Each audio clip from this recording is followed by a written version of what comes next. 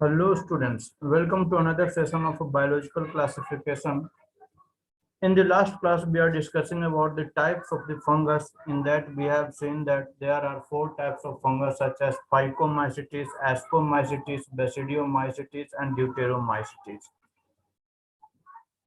उसके बाद हम लोग उसके फीचर्स देखे थे, जैसे फाइकोमाइसिटिस में क्या रहता है, माइसिलियम एसेप्टेट एंड सिनोसिटिक रहता है। उसके बाद एस्कोमाइसिटिस, बेसिडियोमाइसिटिस और ड्यूटेरोमाइसिटिस में कहीं भी एसेप्टेट कंडीशन नहीं रहता, माइसिलिया सब के सब सेप्टेट रहते हैं। वहीं पर जो फाइकोमाइसिटिस का एग्जांपल है राइजोपस, जो जिसको हम लोग ब्रेड में देखते हैं। वहीं पर एस्कोमाइसिटिस जिसको हम लोग सैक फंजाई भी बोलते हैं। और इस सैक फंजाई में हम लोग को जो सबसे बेसिक या सबसे इम्पोर्टेंट जो एग्जांपल है दैट इज न्यूरोस्पोरा। उसके बाद हम लोग बेसिडियोमाइसिटिस जिसको हम लोग कॉमनली क्या बोलते हैं, मशरूम बोलते हैं, जो खाने वाले एडिबल मशरूम होता है जिसको अगैरिकस बोलते हैं, वो सब हम लोग को बेसिडियोमाइसिटिस के अंदर में आता है। वहीं पर ड्यूटेरोमाइसिटिस है, ड्यूटेरोमाइसिटिस को इम्परफेक्ट फंजाई बोलते हैं because they do not have the sexual mode of reproduction. और अगर सेक्सुअल होता है तो वो डिफरेंट, यानी जो फाइकोमाइसिटिस हो, एस्कोमाइसिटिस हो एंड बेसिडियोमाइसिटिस हो, उसमें ट्रांसफर कर दिया जाता है। इसलिए इसको हम लोग ड्यूटेरोमाइसिटिस को इम्परफेक्ट फंजाई बोलते हैं। और इसका बहुत बढ़िया एग्जांपल क्या है, अल्टरनेरिया है। आज जो हम लोग डिस्कस करेंगे, ऐसे तो हम लोग को प्लांट किंगडम और एनिमल किंगडम के लिए सेपरेट चैप्टर है, बट उसका कुछ बेसिक जो चीज पढ़ने का है वो यहाँ पर देख लेते हैं। इसका डिटेल तो हम लोग सेपरेट चैप्टर में ही देखेंगे। तो यहाँ हम लोग बात करेंगे क्या चीज, किंगडम प्लांटी की, यानी प्लांट किंगडम के बारे में बात करेंगे। अब इतना में तो हम लोग इतना समझ ही चुके हैं, जानते हैं कि प्लांट का सेल कैसा रहता है। तो plant cell are eukaryotic cell रहता है, यूकैरियोटिक सेल। उसके बाद प्लांट का फीचर्स क्या है कि they are autotrophs, they are autotrophs यानी प्रोड्यूसर रहता है, दे आर ऑटोट्रॉप्स। ऑटोट्रॉप्स का मतलब क्या हुआ कि they have the chlorophyll pigments, chlorophyll pigments इसके पास प्रेजेंट रहेगा। अच्छा, यहाँ पर ऑटोट्रॉप्स की तो बात कर रहे हैं, लेकिन कुछ ऐसे भी प्लांट्स होते हैं कि जिसको हम लोग बोलते हैं सेमी ऑटोट्रॉप्स, या फिर हम लोग बोल सकते हैं कि हेट्रोट्रॉपिक रहता है। तो हेट्रोट्रॉपिक को हम लोग बोल सकते हैं क्या चीज, some are heterotrophic, some are heterotrophic. अब ये हेट्रोट्रॉपिक कौन सा प्लांट्स रहेगा, तो वैसा प्लांट्स जो कि अपना भोजन खुद नहीं बना रहा है, तो ऐसा प्लांट्स कौन सा आ गया। तो हेट्रोट्रॉपिक में कौन कौन सा प्लांट्स आ गया, जो कि इंसेक्टिवोरस प्लांट्स रहते हैं, जैसे इंसेक्टिवोरस प्लांट्स। अब देखिए इसकी खासियत क्या है, इंसेक्टिवोरस प्लांट्स या, अब ये हेट्रोट्रॉपिक है तो ये डिपेंड या फिर बिहेव कैसा वो करता है, तो ये पैरासाइट की तरह बिहेव करता है, मतलब किसी दूसरे ऑर्गेनिज्म के ऊपर डिपेंड करता है। जैसे एज फॉर एग्जांपल की हम लोग बात करते हैं तो वीनस फ्लाई ट्रैप है, वीनस फ्लाई ट्रैप। और कौन सा है, और ब्लैडर बॉर्ट है, ब्लैडर बॉर्ट। तो ये जो दो हम लोग को इंसेक्टिवोरस प्लांट्स हेट्रोट्रॉपिक है। अब ये हेट्रोट्रॉपिक क्यों हो गया, क्योंकि ये जो प्लांट्स हैं इंसेक्टिवोरस प्लांट्स वैसे जगह ग्रो करता है, ग्रो एट दैट एरिया या that habitat where nitrogen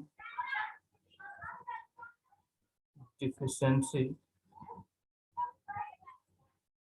in soil. क्या बोल रहे हैं कि ये इंसेक्टिवोरस प्लांट्स जो होते हैं वो ऐसे जगह ग्रो करते हैं जहां पर सॉइल्स में नाइट्रोजन की रहती है कमी। तो अब इस नाइट्रोजन को फुलफिल करने के लिए क्या करता है, ये ट्रैप करता है। किसको ट्रैप करेगा, तो इंसेक्ट्स को ट्रैप करेगा, क्योंकि इंसेक्ट्स वगैरह जो है उसके विंग्स में या उसके ऑर्गेनिज्म, उसके बॉडी में नाइट्रोजन कंटेंट प्रेजेंट रहेगा। नाइट्रोजन कहाँ कहाँ प्रेजेंट रह सकता है, तो हम लोग जानते हैं कि जो भी प्रोटीन बनता है उसमें हम लोग को नाइट्रोजन प्रेजेंट रहता है। वहीं पर अगर हम लोग बात करते हैं कि उसके जेनेटिक मटेरियल है, डीएनए है, आरएनए है, उन सब में नाइट्रोजन प्रेजेंट रहता है। तो वहां से ये नाइट्रोजन अपने आप को ले लेता है और अपने आप को सरवाइव करते रहता है, क्योंकि इंसेक्टिवोरस प्लांट है, इसको भी प्रोटीन चाहिए, इसको भी जेनेटिक मटेरियल अपने आप को रेप्लिकेट करना है, इसलिए नाइट्रोजन चाहिए। तो वो नाइट्रोजन कहाँ से लेगा? इंसेक्ट से लेगा। तो इसीलिए हम लोग ये क्या बोल रहे हैं कि this plants are heterotrophic in nature. अब ये हेट्रोट्रॉपिक, ये पूरा फुल हेट्रोट्रॉपिक नहीं है, ये पार्शियल हेट्रोट्रॉपिक है, मतलब अपना भोजन तो खुद बना ही रहा है, लेकिन थोड़ा बहुत जो जैसे नाइट्रोजन की कमी हो रही है, क्योंकि नाइट्रोजन की कमी हो रही है तो ये इंसेक्ट से ले रहा है। और हम लोग जानते हैं कि फूड प्रिपेयर के लिए कार्बन डाइऑक्साइड एंड वाटर की रिक्वायरमेंट रहती है, लेकिन इससे बनता क्या है? तो ग्लूकोज बनता है H12O6। इसमें नाइट्रोजन कहीं आया? नहीं आया। तो ये नाइट्रोजन अब जहां पर का सॉइल में नाइट्रोजन ही नहीं है तो वो नाइट्रोजन कहाँ से लेगा? तो वो डिपेंड करता है इंसेक्ट के ऊपर। इसीलिए दिस इंसेक्टिवोरस प्लांट्स और the parasites are partial heterotrophic रहता है, पार्शियल, ठीक है ना, ये दूसरे के ऊपर डिपेंड करता है। वहीं पर एक जो प्लांट्स है जैसे कि कास्कुटा, अब कास्कुटा को क्या बोलते हैं हिंदी में? तो आप देखे होंगे अमर बेल जिसको बोलते हैं, किसी प्लांट्स के ऊपर रस्सी के जैसा पूरे प्लांट्स को कवर अप कर देता है, उसमें ना ही लीफ प्रेजेंट रहेगा ना ही फ्लावर दिखेगा, सिर्फ रस्सी रस्सी येलोइश कलर का देखने को मिलता है। तो कास्कुटा जो हो गया, कास्कुटा, ये प्लांट जो रहता है these are parasite. Parasite, parasite का मतलब क्या बोले कि they depends on the plant, और प्लांट के दूसरे प्लांट के ऊपर डिपेंड करता है, बट ये फूड प्रिपेयर अपने आप को नहीं करता है। तो प्लांट को भी इम्पैक्ट नहीं डाला, खराबी नहीं डाला, और अपने आप को भी सरवाइव कर रहा है। तो ये जो प्लांट्स है कास्कुटा, दे आर पैरासाइट, ठीक है। अब ये तो हम लोग बात कर लिए, इसके फीचर्स की बात कर लिए। अब प्लांट का सेल वॉल हम लोग जानते हैं कि plant cell wall is made up of cellulose, cellulose का बना हुआ रहता है, ठीक है। अच्छा, इसके अलावा हम लोग प्लांट्स में और भी देखेंगे, जब जहां पर हम शायद सेल चैप्टर में हम लोग डिस्कशन करेंगे, चलिए जहां भी डिस्कशन करें, सेल चैप्टर में डिस्कशन कर सकते हैं, वहां भी पढ़ना रहता है। तो सेलुलोज के अलावा यहाँ पर और क्या प्रेजेंट रहता है? तो along with cellulose there is present hemicellulose, hemicellulose, उसके अलावा पेक्टिन्स प्रेजेंट रहते हैं, ठीक है ना। तो ये सब प्रेजेंट रहते हैं, बट यहाँ पर मेजॉरिटी क्या रहती है? सेलुलोज का अमाउंट ज्यादा रहता है, इसीलिए हम लोग क्या बोलते हैं कि the plant cell wall is made up of cellulose का बना हुआ रहता है, ठीक है। अब इसको डिटेल हम लोग पढ़ेंगे तो प्लांट किंगडम को भी, प्लांट किंगडम को भी फर्दर डिवाइड किया गया है। Plant kingdom, plant kingdom, plant kingdom को हम लोग फर्दर ग्रुप में डिवाइड करते हैं। कौन कौन सा? तो Thallophyta, Thallophyta, Bryophyta, Bryophyta, Pteridophyta, pteridophyta,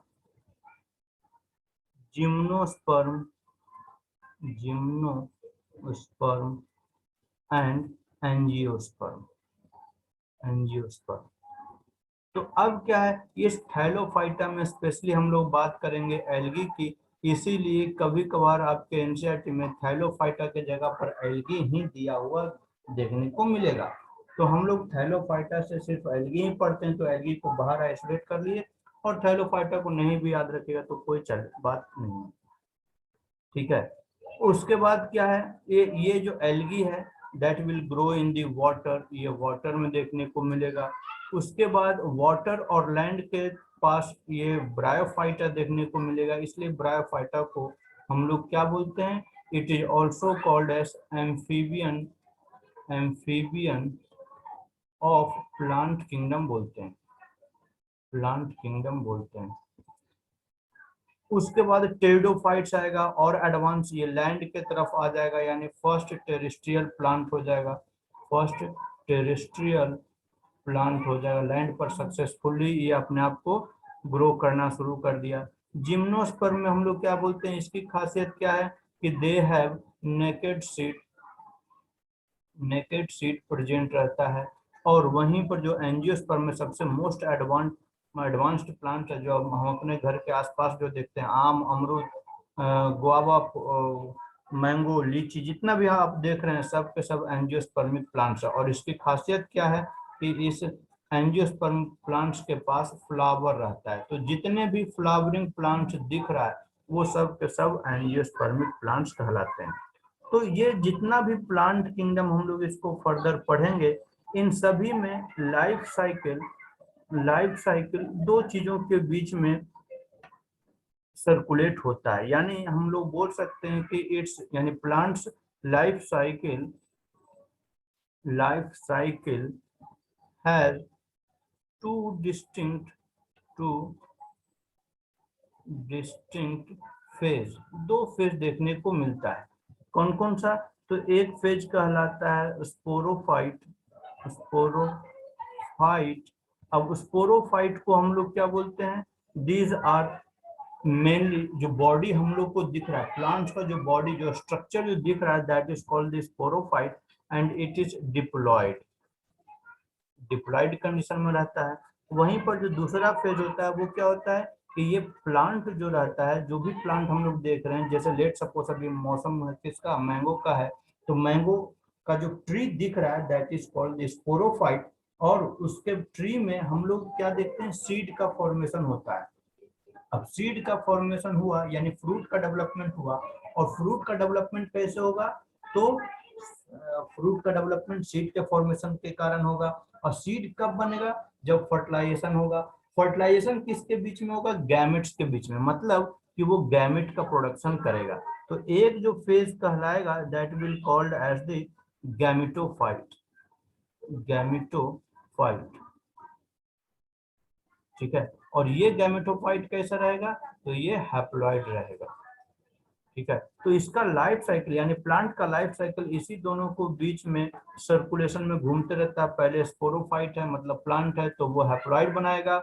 और हैप्लॉइड बनेगा तो वो फ्यूजन करेगा, फ्यूजन करके जाइगोट बनाएगा और फिर से एक plant body that is sporophyte बनाएगा। तो यहाँ पर क्या देख रहे हैं कि हर एक फेज एक दूसरे के ऊपर यानी आगे पीछे आते रहता है, सर्कल में घूमते रहता है। तो इस फेनोमेना को हम लोग क्या बोलते हैं कि the phenomena is called the alternation of generation. Phenomenon is called alternation of generation, ठीक है ना। मतलब इन्हीं दोनों को बीच में घूम रहा है। पहले हैप्लॉइड है, मान लीजिए अगर हैप्लॉइड से भी चलते हैं तो हैप्लॉइड, एक हैप्लॉइड आएगा, दूसरा हैप्लॉइड आएगा, फ्यूजन होगा, जाइगोट बनेगा। जाइगोट बनने के बाद प्लांट बॉडी बनेगा। प्लांट बॉडी को हम लोग क्या बोल रहे हैं? स्पोरोफाइट बोल रहे हैं। यानी ट्विन कंडीशन हो गया, हैप्लॉइड एन रहेगा, इधर से एन आएगा। और फिर से ये रिप्रोड्यूस करने के टाइम में इसमें मियोसिस होगा और मियोसिस होने के बाद हैप्लॉइड बन जाएगा। हाँ, ये जरूर है कि ये अल्टरनेशन ऑफ जनरेशन जो हम लोग different types of plant kingdom की जो बात कर रहे हैं, क्लासेस की बात कर रहे हैं, कि जिसमें थैलोफाइटा, ब्रायोफाइटा, टेरिडोफाइट्स, जिम्नोस्पर्म और एंजियोस्पर्म है, उन सभी में ये हैप्लॉइड या जो डिप्लॉइड जो स्टेज है वो कितने समय तक, किसमें कितने देर तक रहता है, वो डिपेंड करता है कि वो किस टाइप का प्लांट है। और इसकी पूरी जानकारी हम लोग किसमें देंगे? सेपरेटली प्लांट किंगडम पढ़ेंगे, उस यानी नेक्स्ट चैप्टर में हम लोग डिस्कस करेंगे। क्लियर है? तो हम लोग इस यहाँ पर इस चैप्टर में इतना ही प्लांट किंगडम के बारे में डिस्कस करते हैं। नेक्स्ट जो किंगडम पढ़ना है वो है हम लोग को एनिमल किंगडम के बारे में पढ़ना है। एनिमल किंगडम या हम लोग बोल सकते हैं एनिमैलिया, एनिमैलिया, ठीक है। अब देखिए ये एनिमल्स के बारे में यानी हम अपने बारे में पढ़ेंगे। तो हम लोग का सबसे पहले जो बेसिक स्ट्रक्चर सेल कैसा है?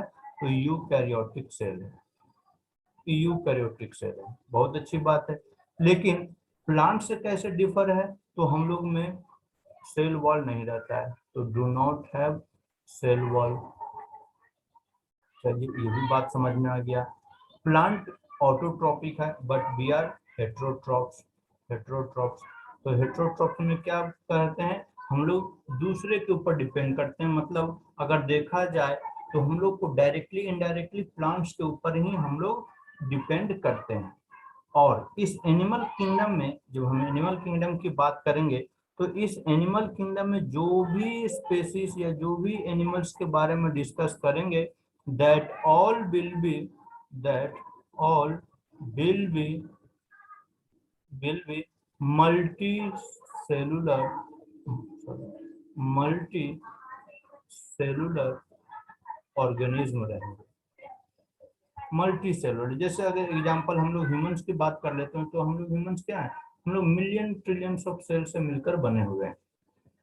तो अब बात आ जाती है कि फिर यूनिसेलुलर एनिमल्स का जिक्र कहाँ पर करेंगे, तो हम लोग किंगडम देखे कौन सा, प्रोटिस्टा किंगडम देखे, और प्रोटिस्टा में भी कौन सा, प्रोटोजोन्स देखे कैटेगरी में।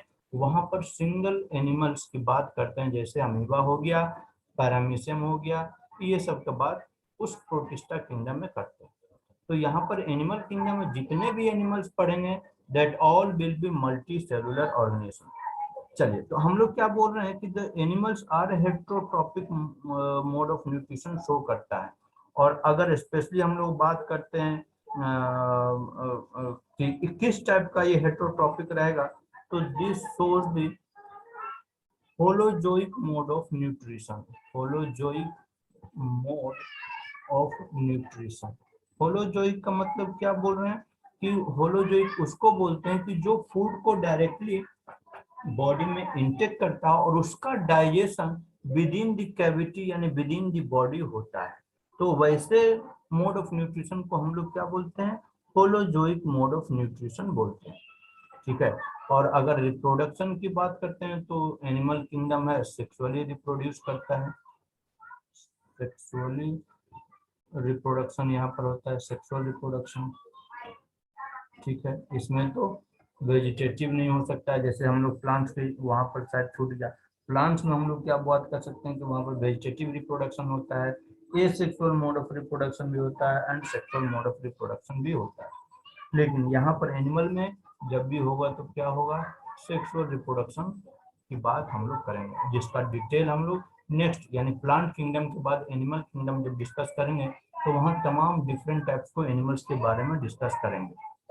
ठीक है, जैसे हो गया Porifera, coelenterates, Ctenophora, Annelida, Arthropoda, Mollusca, Echinodermata, Chordata. फिर कॉर्डेटा में हम लोग बात करेंगे डिफरेंट डिफरेंट फिश क्या है, यानी पाइसेस क्या है, एम्फीबियंस क्या है, रेप्टाइल्स क्या है, बर्ड्स क्या है, मैमल्स क्या है, उन सभी के बारे में डिटेल हम लोग किंगडम एनिमल्स में पढ़ेंगे। ठीक है, तो अब इतना तो हम लोग बात कर लिए कि जैसे अकॉर्डिंग टू बिटेकर 5 किंगडम क्लासिफिकेशन की जो बात किए थे बिटेकर ने, कि जैसे मोनेरा हो गया, प्रोटिस्टा हो गया, फंगस हो गया, फिर प्लांट किंगडम हो गया, एनिमल किंगडम के बारे में हो गया। लेकिन अपने नेचर में कुछ ऐसे भी ऑर्गेनिज्म देखने को मिलते हैं कि जिसको किसी किंगडम में रखा ही नहीं गया। अब क्यों नहीं रखा गया है, तो जाहिर सी बात है कि they are not like cell, वो सेल के जैसा यानी सेलुलर ऑर्गेनिज्म के जैसा बिहेव नहीं करता। एज फॉर एग्जांपल वायरस हो गया, वेरियोइड्स हो गया, लाइकेंस हो गया, इन सभी को आर.एच. विटेकर के अनुसार 5 किंगडम क्लासिफिकेशन में कोई जगह नहीं मिला। तो इसीलिए हम लोग इसको पढ़ते हैं, स्पेशली अलग से पढ़ते हैं वायरस के बारे में, वेरियोइड्स के बारे में, लाइकेंस के बारे में पढ़ें।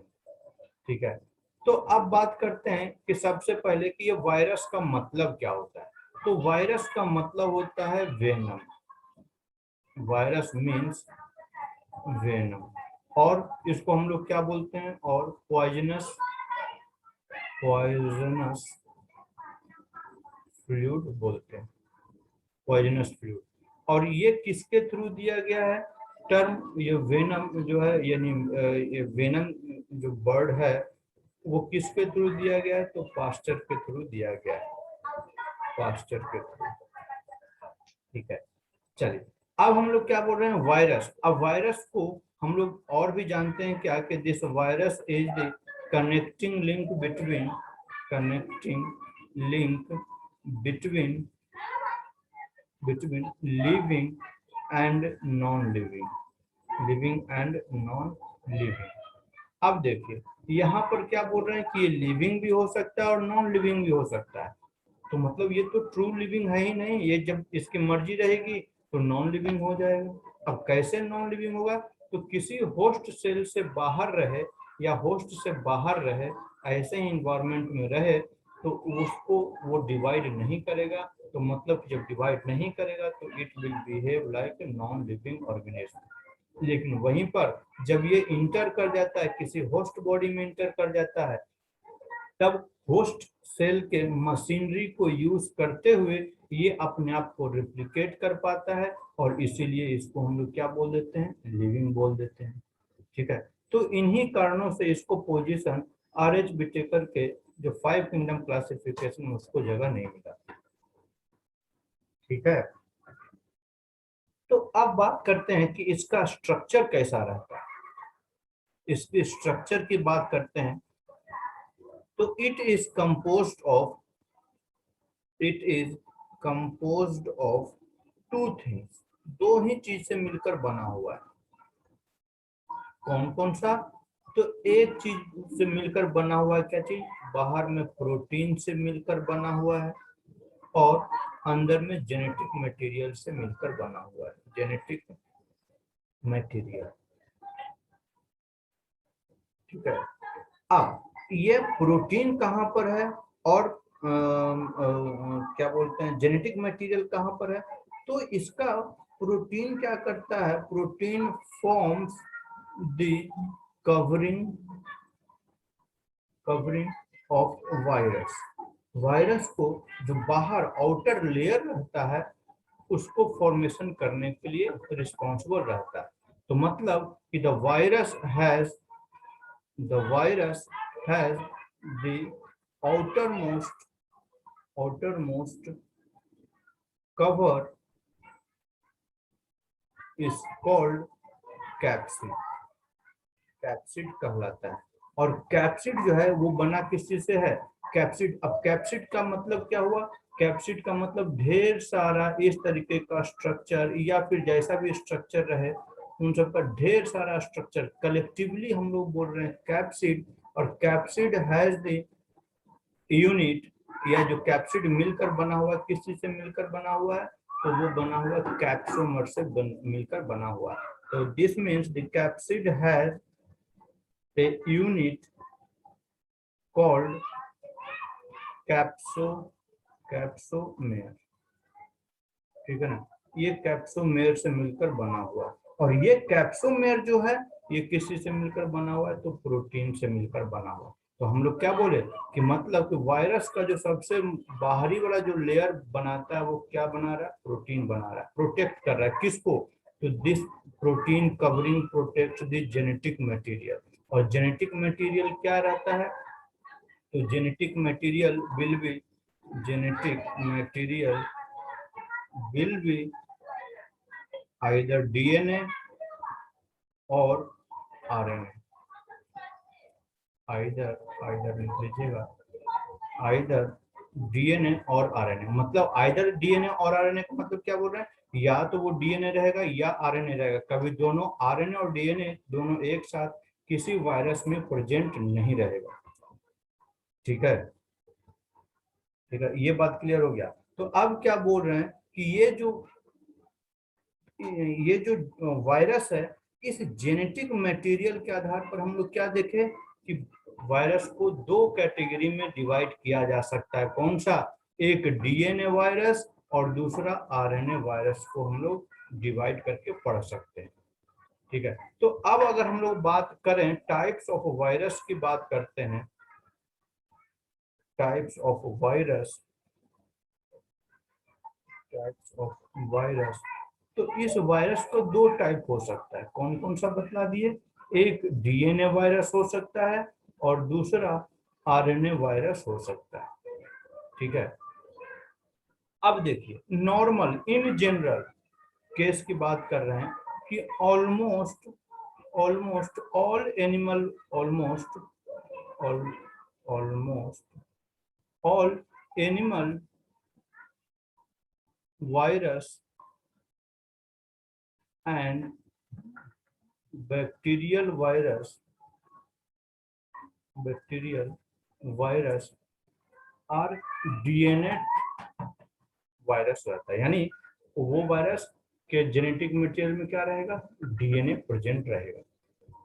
ठीक है, वहीं पर अगर हम लोग आरएनए वायरस की बात करते हैं तो जितने भी प्लांट वायरस रहते हैं वो सब के सब ऑलमोस्ट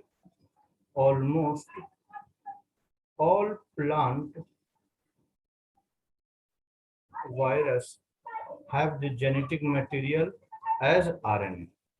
अब हम लोग क्या जानते हैं डीएनए और आरएनए के बारे में, हम लोग थोड़ा बहुत 10th क्लास में हम लोग डिस्कस किए हुए हैं। तो डीएनए के पास क्या है कि उसका कंडीशन भी दो हो सकता है। डीएनए के पास की बात कर रहे हैं, यानी DNA have the two condition. DNA have the two condition, कौन कौन सा, या तो ये डबल स्ट्रैंडेड डीएनए हो सकता है, डबल स्ट्रैंडेड, इसको डबल स्ट्रैंडेड बोलते हैं, डबल स्ट्रैंडेड, ठीक है ना, डबल स्ट्रैंडेड डीएनए वायरस हो सकता है, या फिर सिंगल स्ट्रैंडेड डीएनए वायरस हो सकता है। ठीक है, जैसे एज फॉर एग्जांपल, ये एग्जांपल जरूर याद रखिएगा, नीट में पूछा गया है। Double stranded DNA virus example के तौर पर pox, hepatitis B, cauliflower mosaic virus, cauliflower mosaic virus, etc. और भी है लेकिन हम लोग इतना ही पढ़ रहे हैं। तो ये डबल स्ट्रैंडेड डीएनए वायरस। वहीं पर जो सिंगल स्ट्रैंडेड डीएनए वायरस है उसके पास क्या रहेगा, ये रहेगा सिंगल स्ट्रैंडेड, इसको बोलते हैं सिंगल स्ट्रैंडेड। और सिंगल स्ट्रैंडेड का एग्जांपल एक बड़ा इंपॉर्टेंट है 5x174, ये जो वायरस है that is single stranded DNA virus है। वहीं पर ये जो आरएनए की बात कर रहे हैं, आरएनए में भी दो कंडीशन हो सकता है, कौन कौन सा, तो ये भी डबल स्ट्रैंडेड आरएनए वायरस हो सकता है या फिर सिंगल स्ट्रैंडेड आरएनए वायरस हो सकता है। ठीक है ना, इसमें भी सेम कंडीशन हो गया कि डबल स्ट्रैंडेड हो सकता है या सिंगल स्ट्रैंडेड हो सकता है। डबल स्ट्रैंडेड आरएनए वायरस में क्या रहेगा, तो डबल स्ट्रैंडेड आरएनए वायरस का एग्जांपल है reo virus, wound tumour virus, wound tumour virus. वहीं पर जो सिंगल स्ट्रैंडेड वायरस का, इसका जो एग्जांपल है याद रखिएगा, single stranded RNA virus that is TMV, जिसको हम लोग क्या बोलते हैं, टोबैको मोजाइक वायरस बोलते हैं, टोबैको मोजाइक वायरस। ठीक है, तो ये तो हम लोग बात कर लिए क्या चीज, वायरस के टाइप की बात करते हैं। लेकिन अगर शेप की बात करें, क्योंकि आपके बुक में एनसीईआरटी में दो शेप दिया हुआ है, क्या है, एक रॉड शेप दिया हुआ है और एक रोबोटिक आर्म की तरह दिया हुआ है, तो वो क्या है, तो जो रोबोटिक आर्म की तरह दिया हुआ है उसमें क्या देखिए, वो उसका डायग्राम आता है, ध्यान से पढ़िएगा, इसका जितना भी लेबलिंग एनसीईआरटी में दिया हुआ है वो जरूर पढ़िएगा। तो उसके पास क्या रहता है, हेड रहता है, कॉलर रहता है, सॉफ्ट शीथ प्रेजेंट रहता है, टेल प्लेट प्रेजेंट रहता है, टेल एंड्स प्रेजेंट रहता है, टेल फाइबर्स प्रेजेंट रहते हैं। और ये वायरस कौन सा है, ये वायरस बैक्टीरिया को इन्फेक्ट करता है, इसलिए ऐसे वायरस को बैक्टीरियोफाज वायरस बोलते हैं। और जो दूसरे तरफ रॉड शेप का स्ट्रक्चर दिया हुआ है that is the shape of TMV, tobacco Mosaic virus. तो अब अगर बेसिस ऑफ स्ट्रक्चर की अगर हम बात माने, यानी on the basis of basis of structure, virus को हम लोग नॉर्मली तीन कैटेगरी में डिवाइड करते हैं। कौन कौन सा? एक हम लोग बोल देते हैं rod shape structure, rod shape structure. अब इसमें कौन कौन सा आएगा? जैसे टोबैको मोजाइक वायरस, जैसे potato Mosaic virus, M13 bacteriophage virus. ठीक है, तो ये रॉड शेप का हो सकता है, या हम लोग इसको क्या देखते हैं आपके डायग्राम में, क्या देखिए कि जो आरएनए है वो हेलिकल फॉर्म में अंदर है और उसके ऊपर जो कैप्सिड है वो भी हेलिकल फॉर्म में अरेंज रहते हैं। तो ये जो रॉड शेप है that is also helical shape का रहता है।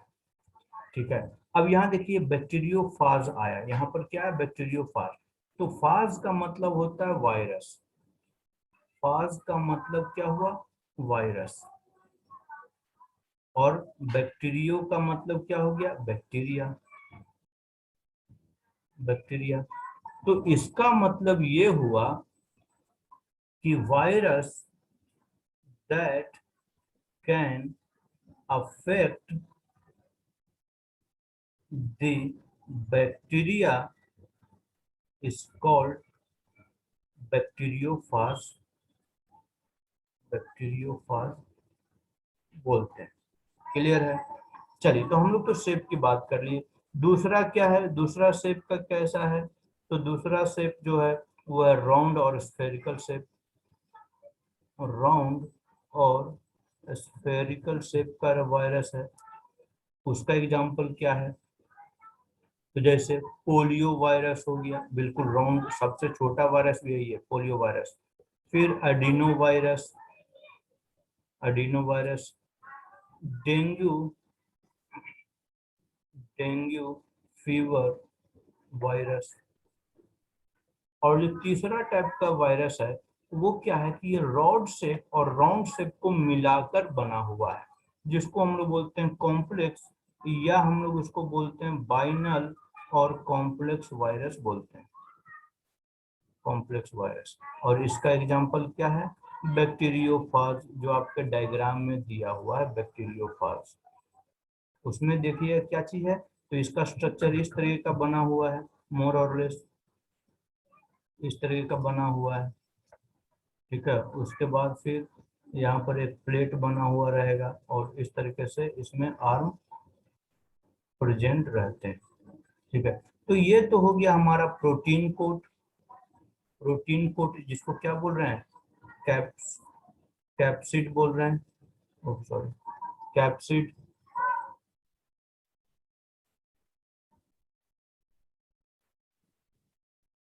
कैप्सिड, और कैप्सिड के एक यूनिट को क्या बोल रहे हैं?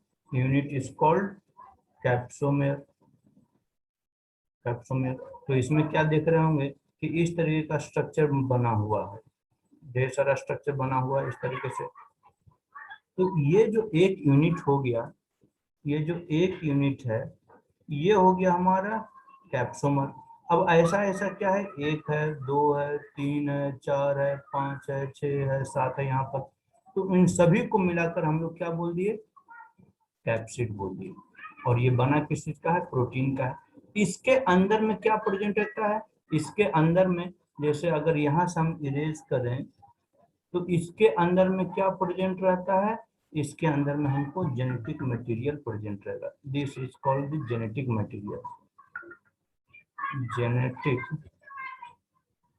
मटेरियल। ठीक है, उसके बाद यहाँ पर देखिए आपके डायग्राम में जो दिया हुआ है, हम सिर्फ ये इसलिए बना रहे हैं कि आपको थोड़ा बहुत आइडिया लग जाए। ऐसे आपका एनसीईआरटी में बहुत बढ़िया डायग्राम दिया हुआ है। इसको बोलते हैं शीथ बोलते हैं। फिर ये नीचे में देखिए एक प्लेट जैसा दिख रहा है जिसको हम लोग बोलते हैं टेल प्लेट बोलते हैं, टेल प्लेट बोलते हैं। आपके एनसीईआरटी में उसका लेबलिंग नहीं दिया हुआ बट उसमें दिया हुआ है, डायग्राम बना हुआ। उसमें देखिए फिर हुक जैसा स्ट्रक्चर बना हुआ है, उसको हम लोग क्या बोल देते हैं? एंड पिन बोल देते हैं। और ये जो लेग के जैसा दिख रहा है उसको हम लोग टेल फाइबर्स बोल देते हैं, टेल फाइबर्स। तो ये जो स्ट्रक्चर है किसका है, ये स्ट्रक्चर है बैक्टीरियोफाज का। तो इस तरीके से बैक्टीरिया देख लो। लेकिन अब जो दूसरा हम लोग बात करने जा रहे हैं वो है विरियोइड्स। विरियोइड्स को भी नहीं रखा गया है आर.एच. विटेकर के 5 किंगडम क्लासिफिकेशन। क्यों नहीं रखा गया है? तो ये जो वायरस है बैक्टीरिया से छोटा होता है और उस वायरस से भी छोटा विरियोइड्स होता है, और इसको खोजने वाले साइंटिस्ट हैं डायनियर इन 1971 डिस्कवर्ड। ठीक है, अब इसको समझने के लिए, विरियोइड्स को समझने के लिए वायरस को समझिए पहले। वायरस को, तो वायरस के पास दो चीज प्रेजेंट है। क्या चीज प्रेजेंट है? एक प्रोटीन प्रेजेंट है और दूसरा जेनेटिक मटेरियल। यहाँ पर हम क्या मानते हैं, आरएनए प्रेजेंट है एज ए जेनेटिक मटेरियल। ठीक है, तो अब वायरस इन दो चीजों से मिलकर बना है, लेकिन उसी में से अगर सिर्फ आरएनए का ही कोई ऐसा मॉलिक्यूल्स हो जो कि डिजीज क्रिएट कर सकता हो, तो अब देखिए ये वायरस से आरएनए छोटा ही रहेगा, और ये आरएनए कैन कॉज डिजीज, तो उसको हम लोग बोल देते हैं विरियोइड्स बोल देते हैं। ठीक है, तो क्या हो गया कि this viroids is discovered by Diener, it is smaller than virus. And viroids है क्या? तो विरियोइड्स इज फ्री, बोल सकते हैं हम लोग फ्री आरएनए, नॉट डीएनए। यहाँ पर ध्यान दीजिएगा, सिर्फ आरएनए की बात कर रहे हैं।